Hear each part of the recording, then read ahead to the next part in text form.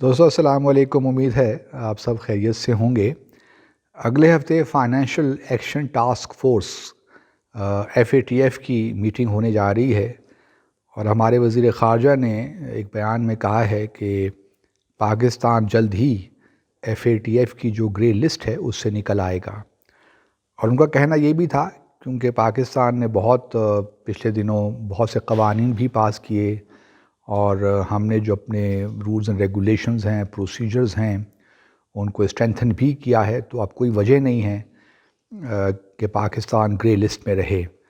دوسری طرف social media میں ایک بڑی خبر چل رہی ہے، اور بالکل غلط خبر ہے، کہ چائنا اور سعودی عرب نے پاکستان کو سپورٹ کرنے سے انکار کر دیا ہے FATF میں، اور صرف اب ترکی رہ گیا ہے۔ اور چونکہ FATF سے نکلنے کے لیے 3 ووٹ ہمیں چاہیے، تو اب چونکہ چائنا اور سعودی عرب ہمیں سپورٹ نہیں کر رہے، تو اب ٹرکی اکیلا کچھ نہیں کر سکتا۔ تو یہ ایک قسم کی ایک پروپیگنڈا شروع ہو گیا ہے۔ تو میں آپ لوگوں کی تھوڑی ناظرین بیک گراؤنڈ انفارمیشن کے لیے بتاتا چلوں کہ FATF 1989 میں یہ بنا تھا G7 گروپ کے تحت، اور پھر 9/11 کے واقعے کے بعد اس کو ایکسپینڈ کر دیا گیا 2001 میں۔ جب اوریجنلی یہ FATF بنی تھی تو اس وقت صرف منی لانڈرنگ کے کیسز یہ ڈسکس کرتے تھے، لیکن بعد میں 9/11 کے واقعے کے بعد پھر اس کو جو ٹیرر فائنینسنگ ہے اس کو بھی شامل کر لیا گیا۔ تو اس وقت یہ انٹر گورنمنٹل ایک آرگنائزیشن ہے، اور اس وقت اس کے 39 ممبر ہیں، اور انڈیا 2010 میں اس کا ممبر بنا۔ پاکستان فی الحال FATF کا ممبر نہیں ہے، بٹ ہم ایشیا پیسیفک گروپ جو ہے اس کے ہم ممبر ہیں، اور اس گروپ کو بائی دا وے بھارت کو چیئر کرتا ہے۔ اس وقت جو پریزیڈنسی ہے FATF کی وہ جرمنی کے پاس ہے، اور جرمنی کے جو صاحب ہیں وہ تقریباً 2 سال، جس کا مطلب یہ ہے کہ 2022 تک وہ FATF کے پریزیڈنٹ رہیں گے۔ معاملہ کچھ یوں ہے ناظرین کہ اگر کوئی ملک جو ہے گرے لسٹ میں ہے، اور اس کو اگر بلیک لسٹ میں کرنا ہے، تو اس کے لیے ووٹ چاہیے، 12 ووٹ چاہیے منیمم، اور اگر کنسنسس کو توڑنا ہے تو اس کے لیے 3 ووٹ چاہیے۔ 3 ووٹ ہوں گے تو پھر وہ کنسنسس ٹوٹ جاتا ہے یہاں پہ۔ تو پہلے تو یہ بات غلط ہے جو سعودی عرب کے خلاف لوگ باتیں پھیلا رہے ہیں، تو یہ بھی ایک نامناسب سی بات ہے۔ اگر وہ ہمیں سپورٹ کر بھی لیں، اگر 3 ممالک بھی ہمیں مل جائیں، تو ہم پھر بھی گرے لسٹ سے نکل نہیں سکتے تا وقت کہ ہمیں 12 ممالک سپورٹ نہ کریں۔ یہ الگ بات ہے کہ ہمیں اگر کوئی ملک یہ پروپوز کرے گا، فار ایگزامپل بھارت، کہ پاکستان نے چونکہ اس کا ریکارڈ ٹھیک نہیں ہے مبینہ طور پہ، تو اس کو اب بلیک لسٹ میں شامل کر دیا جائے، تو اس کے لیے اگر 3 ووٹ ہمارے پاس ہیں تو پھر وہ نہیں ہو سکتا۔ تو اس کے لیے میں سمجھتا ہوں کہ ہماری سفارتکاری میں اتنی جان تو ہے کہ ہم چائنا، سعودی عرب، ملیشیا اور ٹرکی جیسے ممالک سے وہ ہمیں یقیناً، مجھے اس بات پہ یقین ہے کہ ہم بلیک لسٹ تو نہیں ہوں گے۔ لیکن جہاں تک تعلق ہے گرے لسٹ سے نکلنے کا، اگلے ہفتے کی میٹنگ میں وہ مجھے لگتا ہے مشکل، اور میں ذاتی طور پہ یہ سمجھتا ہوں کہ شاید اگلے سال فروری یا جون تک پاکستان گرے لسٹ سے نکل آئے اور وائٹ لسٹ میں شامل ہو جائے۔ ناظرین، ایسے معاملات میں 2 چیزوں کی بڑی ضرورت پڑتی ہے، رادر 3 چیزیں آپ کہہ لیں۔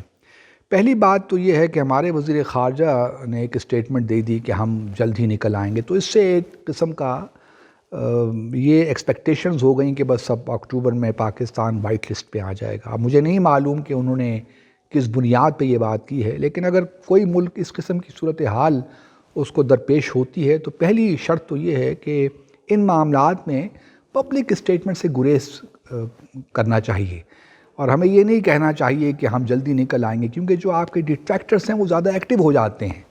تو پہلی بات تو یہ ہے کہ اس قسم کی جو ہے اسٹیٹمنٹس نہیں دینی چاہیے۔ دوسری یہ بات ہے کہ آپ دنیا کو یہ بھی نہیں بتائیں کہ آپ پینک میں آ گئے ہیں، تو یہ بھی ایک صورتحال ٹھیک نہیں ہوتی۔ پینک میں نہیں آنا چاہیے، ٹھیک ہے، ہم پہلے بھی FATF کی گرے لسٹ میں تھے، اور پھر شاید 2011 میں ہم اس سے نکلے تھے یا 10 میں، اور پھر 2013 جون کے مہینے میں ہمیں دوبارہ گرے لسٹ میں شامل کر دیا گیا۔ اور پاکستان نے پچھلے 3 سال میں ماشاءاللہ کافی کام کیا ہے۔ FATF کی جو جو ریکوائرمنٹس ہیں ان کو پورا کرنے کے لیے. اور یہ بھی آپ کو بتاتا چلوں کہ FATF کے اندر صرف 12 ممالک ایسے ہیں جو فلی طور پہ کمپلائڈ ہیں. باقی بہت سے ممالک ہیں جو کہ پارشلی انہوں نے کمپلائی کیا ہوا ہے. تو پاکستان کا کوئی کیس یونیک نہیں ہے، تو اس لیے ہمیں پینک میں نہیں آنا چاہیے.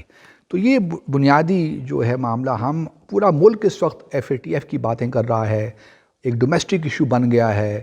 وہ جب قوانین کو پاس کرنے کی بات بھی آئی بل، تو اس میں بھی اپوزیشن اور حکومت کے درمیان ایک جنگ سی چھڑ گئی. تو FATF کا معاملہ پہلے بھی تھا، پہلے تو کسی کو معلوم ہی نہیں پڑتا تھا کہ FATF ہے کیا. لیکن اس وقت لگتا ہے کہ FATF ایک ایسی چیز ہے، اور پھر جو ہمارے ڈیٹریکٹرز ہیں انڈیا وغیرہ وہ اس کو خوب ایکسپلائٹ بھی کرتے ہیں. تو اس لیے میں ذاتی طور پہ یہ سمجھتا ہوں کہ ابھی شاید ہمیں اتنی سپورٹ نہیں ملی FATF میں. ہمارے پاس 12 ووٹ نہیں ہیں کہ ہمیں گرے لسٹ سے فی الحال نکالا جائے. اور ابھی یہ شاید پریشر ہم پہ رہے گا، کیونکہ اس وقت امریکہ میں بھی انتخابات ہو رہے ہیں. دوسری طرف افغانستان کی صورتحال بھی کچھ اچھی نہیں ہے.